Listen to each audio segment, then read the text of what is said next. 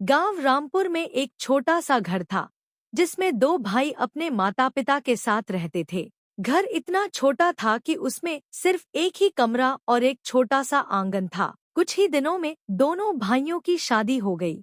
घर में दो नई बहुएं आईं, जेठानी सीमा और देवरानी पूजा। पहली रात दोनों अपने नए जीवन को लेकर थोड़ी उत्साहित और थोड़ी शर्मीली थी। वे आपस में धीरे धीरे बातें कर रही थी और अपने भविष्य के बारे में सोच रही थी। रात में दोनों भाई भी कमरे में आ गए और सभी ने एक ही कमरे में जैसे तैसे अपनी जगह बना ली।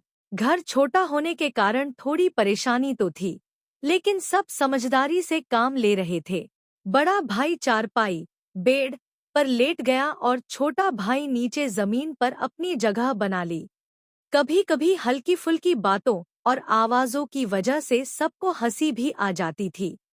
एक बार उनकी माँ भी उठकर आ गई और बोली, इतनी देर तक जाग क्यों रहे हो? अब सब आराम करो। धीरे धीरे सब लोग इस छोटे से घर में रहने की आदत डालने लगे। दोनों भाई सुबह काम पर जाते और शाम को वापस आते। घर में हंसी मजाक और अपनापन बना रहता था।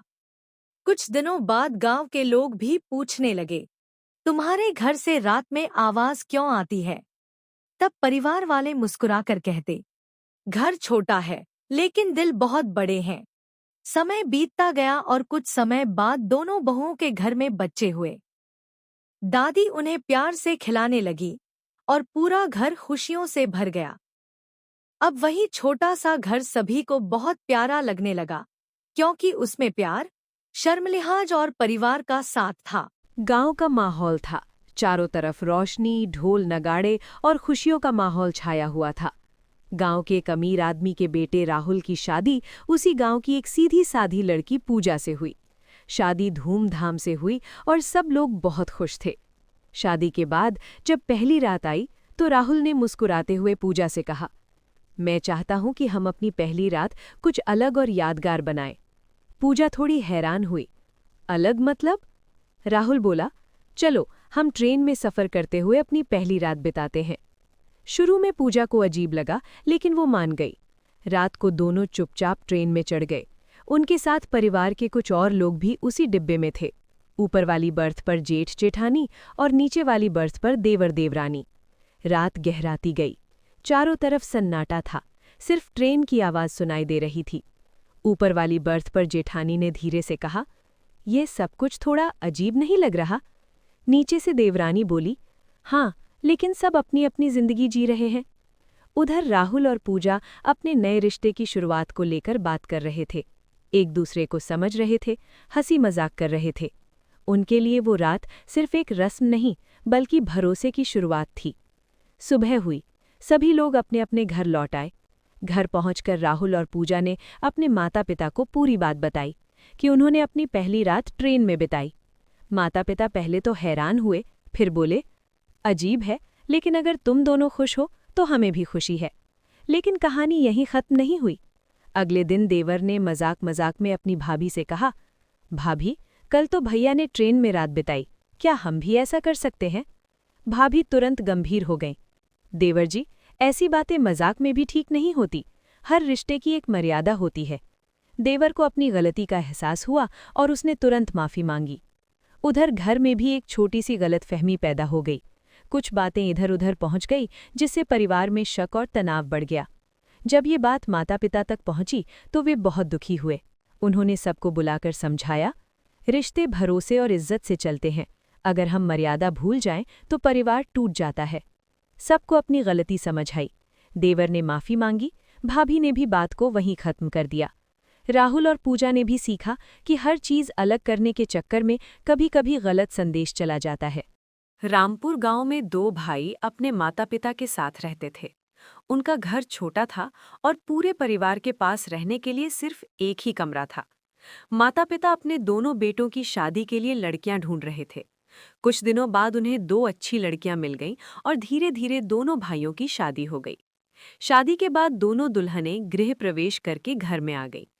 घर छोटा होने की वजह से उनकी सास ने कहा, तुम दोनों फिलहाल इसी एक कमरे में रह लो, बाद में सब ठीक कर लेंगे। दोनों दुल्हनें उस कमरे में चली गईं। रात को दोनों भाई भी वहीं आ गए। अब समस्या ये थी कि एक ही कमरे में सब कैसे रहेंगे। दोनों भाई सोच में पड़ गए। बड़े भाई ने कहा, कोई बात नहीं, हम थोड़ा एडजस्ट कर लेते हैं।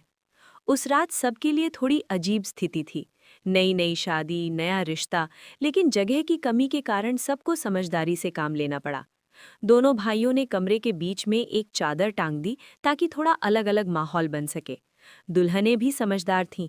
उन्होंने हालात को समझा और धीरे धीरे आपस में बात करके हंसी मजाक में माहौल हल्का कर दिया। सादगी और समझदारी के साथ उनकी पहली रात यानी सुहाग रात भी उसी छोटे से कमरे में लेकिन इज्जत और मर्यादा के साथ गुजर गई। पहली रात जैसे तैसे गुजर गई। सुबह उन्होंने अपनी माँ को सारी बात बताई। माँ भी परेशान हो गई, लेकिन घर की हालत देखकर कुछ कर भी नहीं पा रही थी। अगली रात छोटे भाई ने एक उपाय निकाला। भैया, हम डबल पलंग लगा लेते हैं, एक नीचे रहेगा और एक ऊपर, इससे जगह भी बन जाएगी। दोनों भाइयों ने मिलकर एक ऊपर नीचे वाला पलंग यानी डबल बेड बना लिया। अब रहने में थोड़ी सुविधा हो गई। धीरे धीरे समय बीतता गया, लेकिन बड़े भाई रामू के मन में एक सपना था। हमें अपना बड़ा घर बनाना है, जहां सबके अलग अलग कमरे हों। एक दिन रामू शहर चला गया और मेहनत करके पैसे कमाने लगा। कई महीनों की मेहनत के बाद उसने गांव में एक नया घर बनवाया। अब पूरे परिवार के पास अलग अलग कमरे थे। घर में खुशियां लौट आईं। कुछ समय बाद दोनों भाइयों के घर बच्चे भी हुए। दादी अपने पोते पोतियों को बहुत प्यार करती थीं। गांव वाले भी कहते थे, देखो कैसे इस परिवार ने एक छोटे से कमरे से शुरुआत करके मेहनत से अपनी जिंदगी बदल ली। गांव में सुबह का समय था।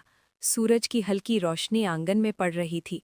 सीमा रसोई में चाय बना रही थी, तभी बाहर से जोर जोर से आवाज आई, भाभी, भाभी दरवाजा खोलो। सीमा ने दरवाजा खोला और जो उसने देखा वो देखकर उसके पैरों तले जमीन खिसक गई। उसका देवर रोहित सामने खड़ा था, लेकिन अकेला नहीं, उसके साथ एक लड़की थी। मांग में सिंदूर, गले में मंगलसूत्र और पेट साफ दिख रहा था। सीमा ने हैरानी से पूछा, ये कौन है रोहित? रोहित थोड़ा झिझकते हुए बोला, भाभी, ये मेरी पत्नी है, मैंने शादी कर ली। सीमा का दिमाग चकरा गया। शादी? लेकिन ये तो प्रेग्नेंट है। आंगन में सास और बाकी घरवाले भी आ गए। सास गुस्से में चिल्लाई, रोहित, ये क्या तमाशा है? रोहित ने सिर झुकाकर कहा, माँ, मैं इसे छोड़ नहीं सकता था। लड़की की आंखों में आंसू थे, वो चुपचाप खड़ी थी। सीमा ने धीरे से पूछा, सच क्या है रोहित? रोहित ने गहरी सांस ली और बोला, भाभी, इसका नाम पूजा है। जब मैं शहर में काम करता था तब ये मेरे ऑफिस में काम करती थी। एक दिन इसे बहुत बुरी हालत में पाया। ये अकेली थी, प्रेग्नेंट थी, और जिस लड़के से ये प्यार करती थी उसने इसे छोड़ दिया। सभी लोग चौंक गए। रोहित ने आगे कहा, भाभी, ये मरने तक को तैयार थी, लेकिन मैं इसे ऐसे नहीं छोड़ सकता था। पूजा रोते हुए बोली, मैंने रोहित से कभी शादी के लिए नहीं कहा, ये खुद ही मेरे और मेरे बच्चे के लिए खड़ा हो गया। सास गुस्से में बोली, बदनाम कर दिया तूने, लोग क्या कहेंगे? रोहित की आंखों में आंसू आ गए। माँ, लोग क्या कहेंगे ये सोचकर अगर हम इंसानियत छोड़ दें तो क्या फायदा? घर में सन्नाटा छा गया। सीमा सब देख रही थी। उसका दिल पिघल गया। वो आगे बढ़ी और पूजा का हाथ पकड़ लिया। तुम अंदर आओ, ये घर अब तुम्हारा भी है। सास गुस्से में बोली, सीमा, तू भी पागल हो गई है क्या? सीमा ने पहली बार अपनी सास की आंखों में आंखें डालकर कहा, माँ जी, गलती इस लड़की की नहीं है, गलती उस लड़के की है जिसने इसे धोखा दिया, और अगर आज हम इसे अपनाएंगे नहीं तो हम भी उसी जैसे बन जाएंगे। रोहित की आंखों से आंसू बहने लगे। पूजा फूट फूट कर रोने लगी। कुछ देर तक सन्नाटा रहा। फिर धीरे धीरे सास का गुस्सा भी शांत होने लगा। वो पूजा के पास आई और बोली, बेटी, गलती तेरी नहीं है, अब तू इस घर में सुरक्षित है। पूजा ने उनके पैर पकड़ लिए। कुछ महीनों बाद घर में एक प्यारा सा बच्चा जन्मा और पूरा घर खुशियों से भर गया। सास जो पहले नाराज थी, अब उसी बच्चे को सबसे ज्यादा प्यार करती थी, और गांव वाले जो पहले बातें करते थे अब कहते थे, रोहित जैसा बेटा हर किसी को मिले।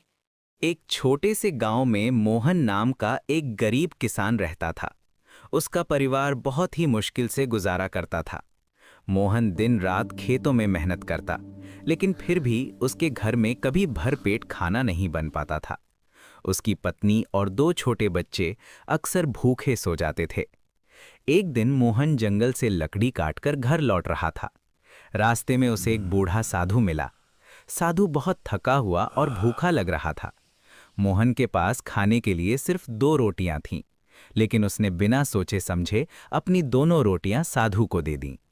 साधु मोहन की दयालुता देखकर बहुत खुश हुआ। उसने मुस्कुरा कर कहा, बेटा, तुम बहुत अच्छे इंसान हो, मैं तुम्हें एक जादुई चक्की देता हूँ।